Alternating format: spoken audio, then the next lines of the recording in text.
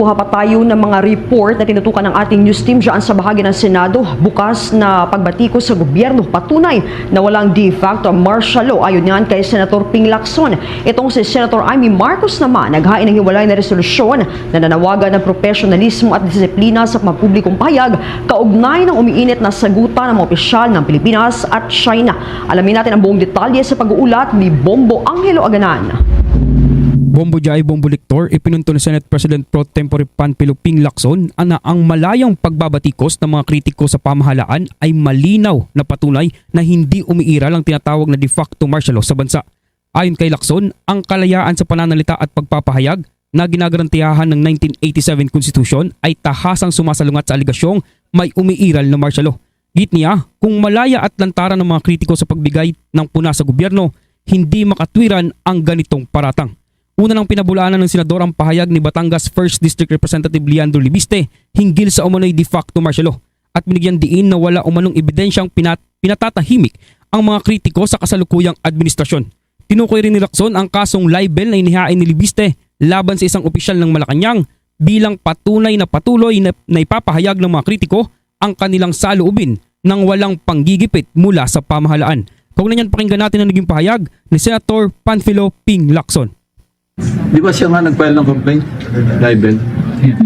Kung de facto martial law, siya yung papile ng complaint. Ako ay malimit ako nag-agree sa kanya, no? Kanyang pro-carriage, kanyang principle of the rules of law. Kung mayroong basis, anybody should be open to investigation. Kung may basis. Kasi walang basis, no matter how they investigate you, walang mararating eh. Been there, done that, di ba? For 9 long years, yun ang sinapit ko nun. Pero andito pa rin ako, nakatayo pa rin ako. Yun lang. Binigyang diin din pa ng senador na ang isang tunay na sitwasyon ng de facto martial law, ang karaniwang pinupuntirya ay ang mga kritiko ng gobyerno at hindi ang mga nagsisilbi rito. Samantala, Bombo Victor, Bombo Jai, sa kaugnay na balita, naghain naman Senator Amy Marcos ng hiwalay na resolusyon na nananawagan ng profesionalismo at disiplina sa mga pampublikong pahayag. Kasunod ng tumitinding palitan ng maanghang na salita ng ilang opisyal ng Pilipinas at China.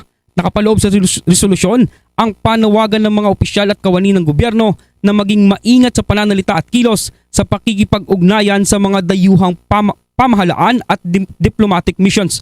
Ayon kay Marcos, bagamat nananatiling pangunahing konsiderasyon ang soberanya ng bansa, hindi umano dapat palalain pa ang mga hindi pagkakaunawaan sa ibang nasyon, lalo na sa mga kalapit na bansa, sa pamamagitan ng paggamit ng mga nakakainsulto o walang galang na salita.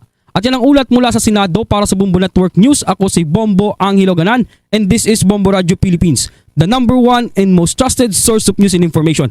Basta Radio, Bombo! For the most trusted source of news and information, visit our website at www.bomboradio.com. Follow us on Bombo Radio mobile app, Facebook, YouTube, TikTok, and X, formerly Twitter. Like, share, and stay connected. Anytime, anywhere.